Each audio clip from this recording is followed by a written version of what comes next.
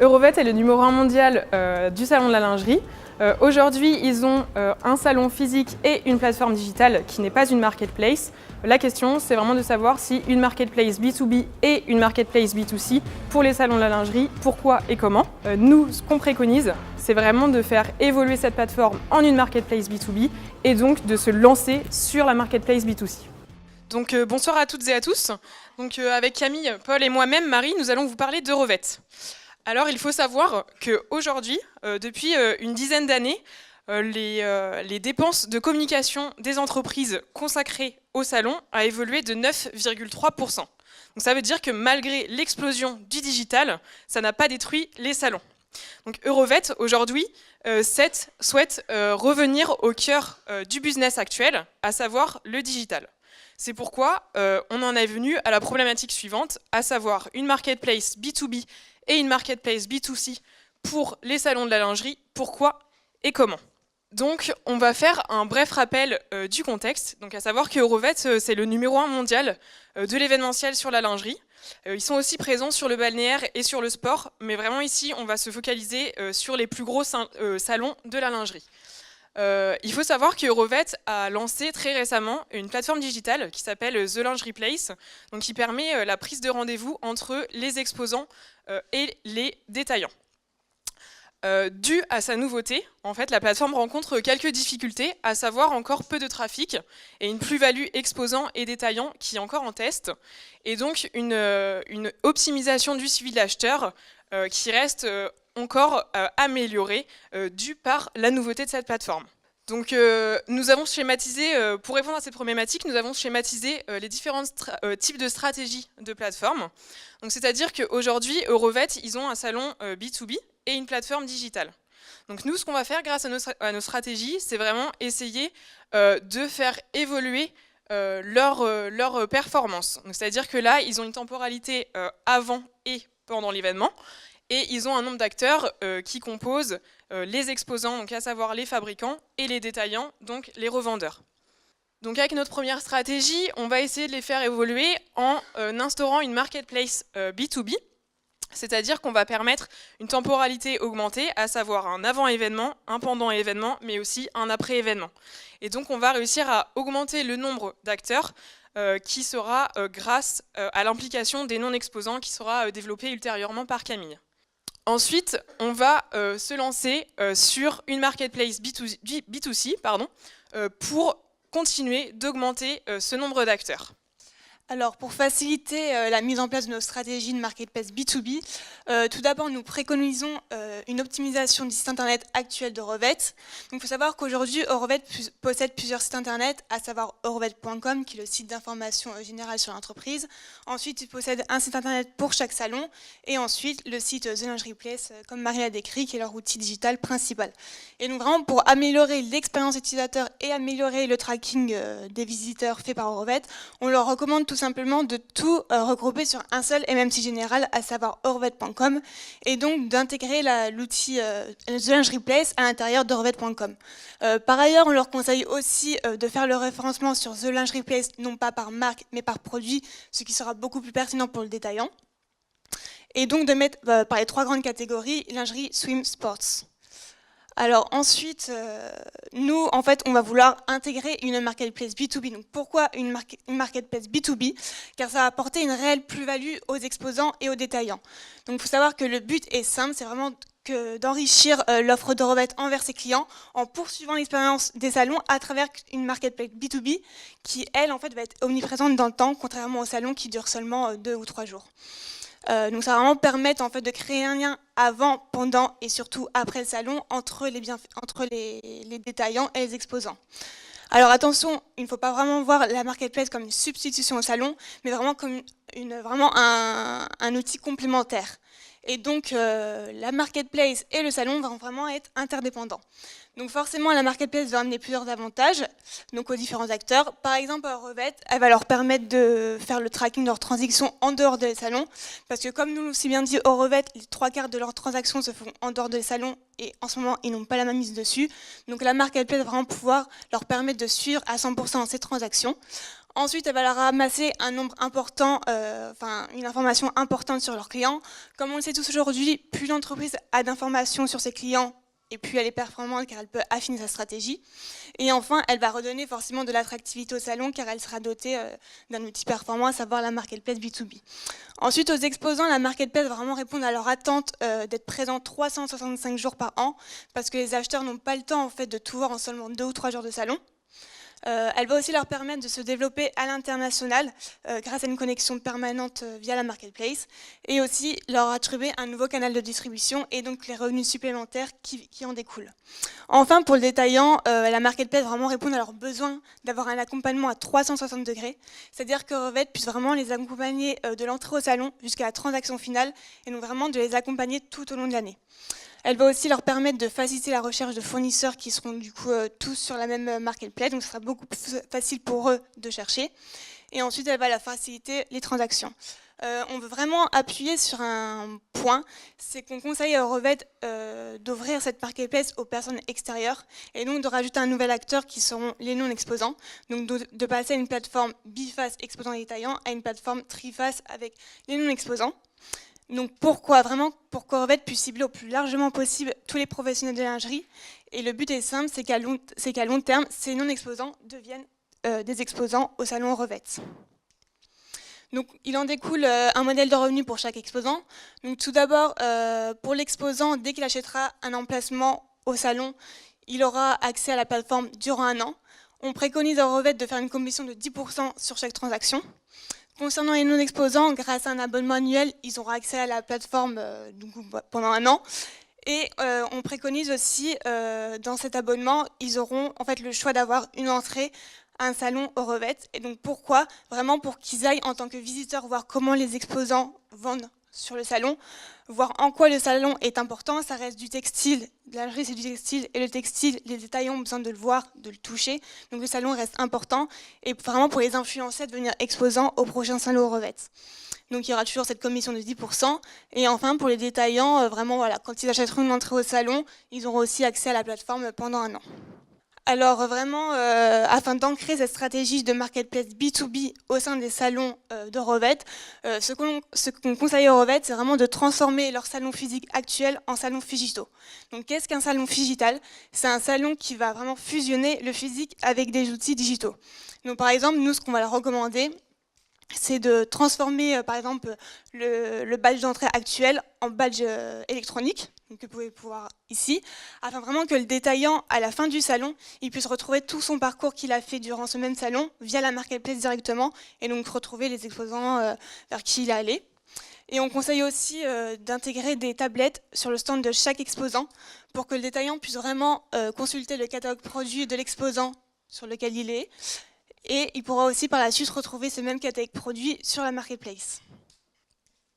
Du coup, la stratégie que nous proposons à Eurovette est de se lancer sur le marché du B2C via la création d'une plateforme indépendante de la première dont Camille vient de vous parler, une marketplace B2C. Elle concerne 2 acteurs principaux qui sont les détaillants, dont nous retrouvons dans la marketplace précédente, et les clients particuliers, qui sont un nouvel acteur. Je tiens à préciser que les détaillants, nous choisissons d'impliquer les détaillants dans cette marketplace à la place des fabricants, car les détaillants ne pourraient concurrencer en termes de prix ce que pourraient proposer les fabricants aux clients particuliers. De plus, à terme, cela détruirait le marché que nous venons de proposer pour le B2B. De plus, la livraison, tout l'aspect logistique serait entièrement géré entre le détaillant et le client particulier, et donc externe à Eurovette. Pour les avantages de cette marketplace B2C par acteur, donc tout d'abord pour Eurovette, un panel de clients qui n'a pas encore été exploité, qui va donc dégager un nouveau revenu et une notoriété agrandie de fait de ce nouveau marché. Ensuite, pour les détaillants, il se verrait attribuer un nouveau canal de distribution qui dégagerait donc de revenus supplémentaires et aurait accès à une communication facilitée car elle serait entièrement gérée par Eurovette, notamment via la création de comptes dédiés à la marketplace sur les réseaux sociaux Facebook, Instagram et Pinterest. Enfin, pour le client particulier, une nouveauté de l'offre, car encore peu de concurrents sont présents sur ce marché, une offre très variée et avec des produits haut de gamme et une facilité de la transaction. Enfin, pour le modèle de revenu, deux caractéristiques principales, la commission de 10% sur chacune des transactions qui ont lieu sur cette marketplace, modèle que vous pouvez retrouver dans notre précédente stratégie exposée, ainsi qu'un référencement payant, c'est-à-dire que chaque détaillant aurait la possibilité d'investir de l'argent pour être le mieux référencé sur le site. Lorsqu'un client particulier fait une recherche, il aurait une visibilité sur les produits du détaillant qui est le plus investi. Nous tenons à préciser que nous avons choisi de ne pas mettre en place un salon B2C. Tout d'abord parce que nous estimons qu'il est un peu trop intimiste d'inviter des clients particuliers à venir à un salon de lingerie. De plus, la lingerie est issue du domaine de la mode et la lingerie vendue par les détaillants est plutôt haut de gamme et donc le salon doit rester exceptionnel. Donc pour faire un bref récapitulatif de nos stratégies, après une amélioration donc, du site Eurovet et de The Lingerie Place, donc une petite mise à jour, Eurovet va pouvoir se lancer dans la marketplace B2B et donc du coup de la digitalisation du salon au même moment pour pouvoir ensuite se lancer vraiment dans la création d'une marketplace B2C. Donc merci à tous de votre attention.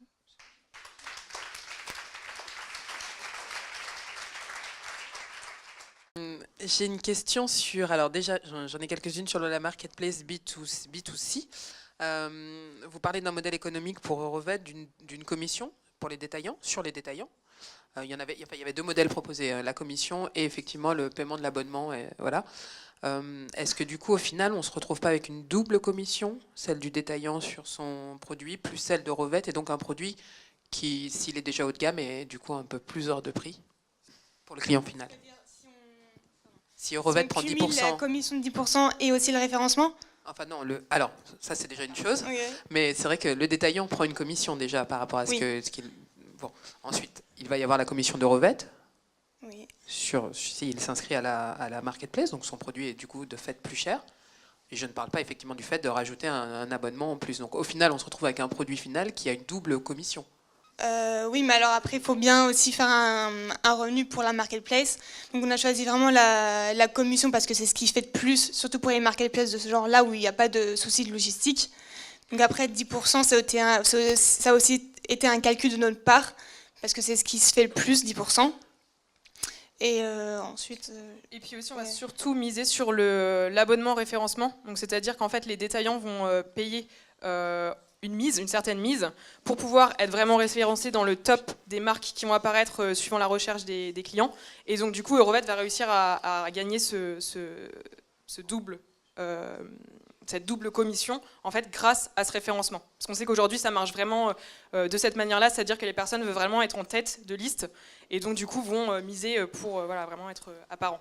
Et il faut savoir, que le référencement, il est optionnel, c'est-à-dire qu'on ne va pas obliger les détaillants à référencer leurs produits, mais disons que pour ceux qui le veulent, ils peuvent le faire. Ça, c'est pas forcément une commission à forcément inclure. D'accord. Le référencement de leurs produits ou le référencement de leur marque? Le référencement de leurs produits. D'accord. J'ai une autre question sur la partie... qu'est-ce qui du coup différenciera cette marketplace des acteurs existants, c'est-à-dire des détaillants multilingerie qu'on va trouver sur Internet, enfin qu'on retrouve déjà sur Internet? Quelle est la différence en fait du coup de la marketplace Eurovet par rapport aux acteurs existants, tout simplement? Alors Eurovet aujourd'hui c'est le leader mondial de la lingerie. Donc l'idée c'est insister sur le fait que Eurovet a vraiment un produit de luxe. Et donc vraiment, ça va le différencier des autres plateformes qu'on puisse trouver sur Internet. Et donc ça va vraiment regrouper les différentes marques haut de gamme sur une seule et même plateforme. Donc ça va être beaucoup plus facile pour les clients de pouvoir regrouper tout sur un même site. Et aussi, de plus, on a fait un benchmark du coup pour savoir s'il y avait vraiment des concurrents. On a trouvé qu'un seul qui faisait vraiment que de la lingerie, enfin une marketplace en lingerie. Donc vraiment, Eurovet aurait la place vraiment de s'implanter en fait en tant que leader marketplace en lingerie haut de gamme. Du coup, vous nous avez expliqué que pour ne pas tuer le salon, du coup, vous faisiez tout un truc sur le détaillant pour lui donner une place, pour le motiver à venir, pour venir voir que c'est vraiment du coup un événement. Mais quand je vois le truc entre un stand qui, je pense, enfin je sais pas combien ça coûte d'être exposant au salon, mais est-ce que il n'y a pas ce risque de préférer être non exposant mais présent sur la marketplace, parce qu'au final j'ai juste à payer mon billet d'entrée, je peux quand même aller sur le truc. Et là j'ai eu un petit moment de flottement. Je vais expliquer. En fait, l'idée, c'est vraiment de faire un abonnement non exposant, mais qui serait vraiment moins attractif que le fait d'être exposant. C'est-à-dire que dans un premier temps, ils vont se dire « Ah ben moi, ça m'effraie d'être sur le salon à l'heure actuelle, donc je vais préférer être non exposant, je vais avoir accès à la plateforme, mais cet abonnement va inclure une entrée à un salon Eurovet. Donc en fait, cet abonnement va être plus cher que être exposant. C'est-à-dire que les personnes, le non-exposant va être beaucoup plus tenté de se convertir en exposant. C'est comme ça qu'on va réussir à les attrayer pour venir exposer dans l'année d'après. Et puis cet non-exposant, du coup, au fur et à mesure de l'année, il va travailler avec des détaillants qui vont, eux, sur le salon Eurovet. Donc ça va le pousser après par la suite pour les voir en réel, du coup, d'être exposant sur ces salons.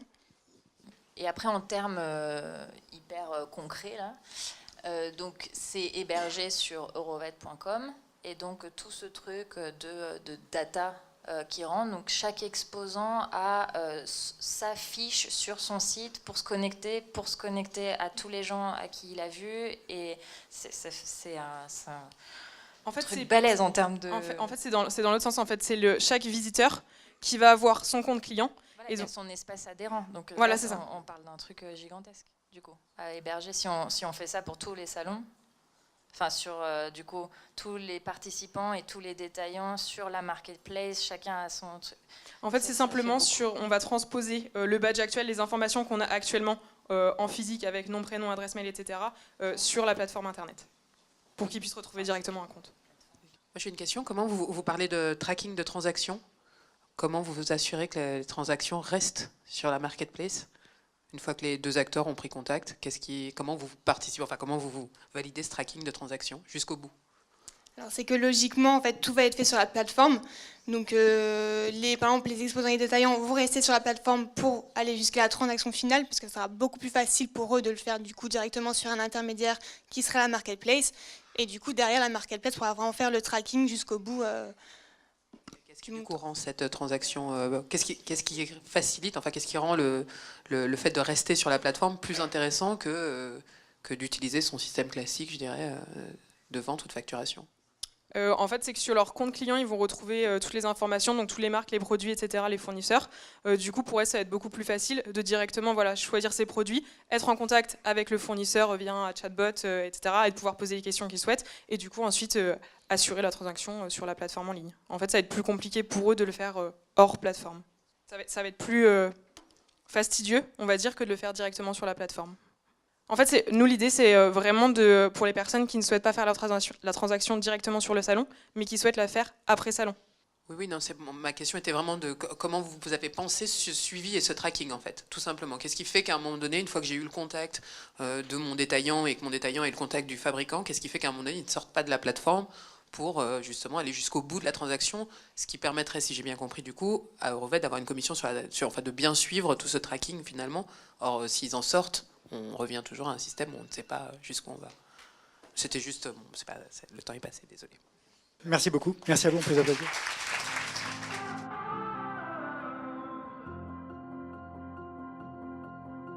Premium